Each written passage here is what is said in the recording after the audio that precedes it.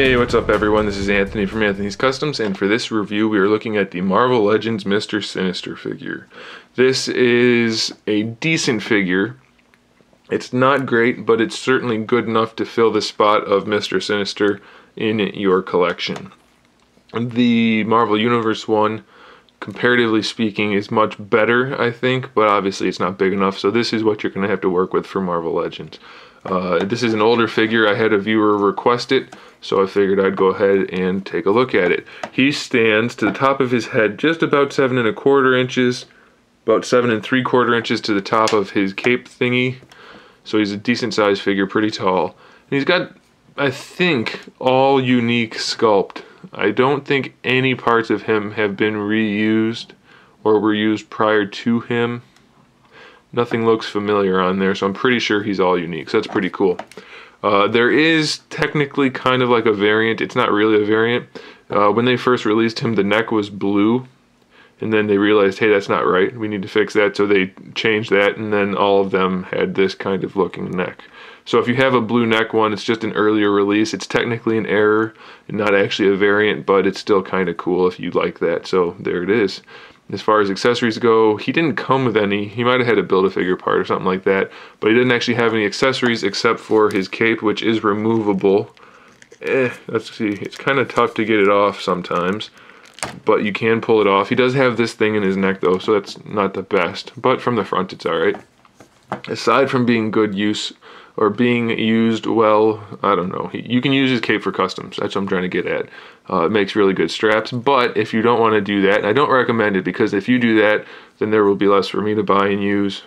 So don't do that. But either way, so his cape, it does have shading. It's red on this side with black shading going up to the top, and then black shading to the red for that. And then this side is all this metallic blue. Now, it definitely could be better because his cape is meant to be like up like that, and I can't really show you. It's supposed to, stop it, go like that kind of. You guys know what it's supposed to do. It's Mr. Sinister. So it doesn't do that, so that's one of the reasons it's not the best figure ever, but it's alright. Other parts of the figure, like I said, the sculpting is all pretty good. It's a nice looking figure, but there are a couple of complaints I have, and I'll get to them as we go. Mine does have a scratch on the nose, just ignore that. It is a pretty cool head sculpt. It's not the Mr. Sinister style that I would like. I like a little bit more of the, not squattier, but much thicker looking Mr. Sinister. This one's okay. He's got these soft shoulder pads. Everything else is solid plastic. The head articulation, it's got the disc in there, and then it swivels on the top of that. Standard ball hinge on top of like a quasi butterfly joint. It doesn't really work much at all. You just get a little tiny bit of play on this side and almost none on this side, so it's really pretty useless. His ab crunch doesn't do much either.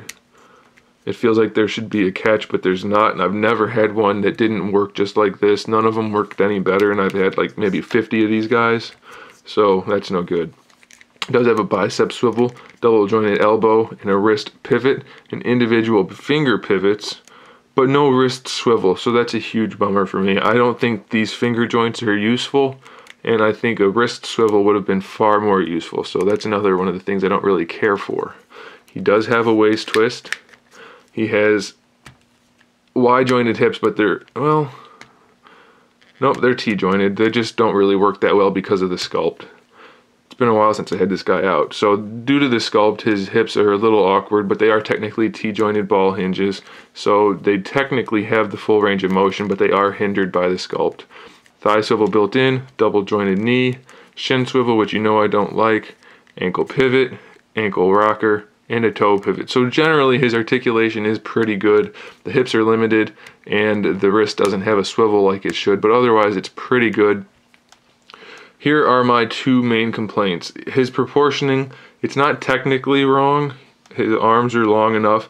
It just doesn't look quite right because he's so thin and he has a really long neck. So I think he could definitely have looked a lot better if he was thicker, but as I said in the beginning, he's still a fairly decent figure. One last thing I want to point out. I don't know how this made it through quality control when they were originally making the figure. The boot goes up a lot higher on this side than this side. I don't know what happened there. Somebody screwed up when they were making it. This one goes far below this line on the leg, and this one goes up to at least that line. So that's not even, and it's driven me crazy ever since I found out about that. So I don't know if that bothers you guys, but it irritates me because it's not necessary. So either way, I mean, it's not a perfect figure, but as I said, it definitely fills the Mr. Sinister gap, and he's a pretty cool looking figure, even though he's not perfect. So on the shelf with all the other figures, he's definitely a nice piece to have. So there it is, guys. Thanks for watching. Stay tuned for more figure reviews, custom figures, and other good stuff. In the meantime, keep collecting.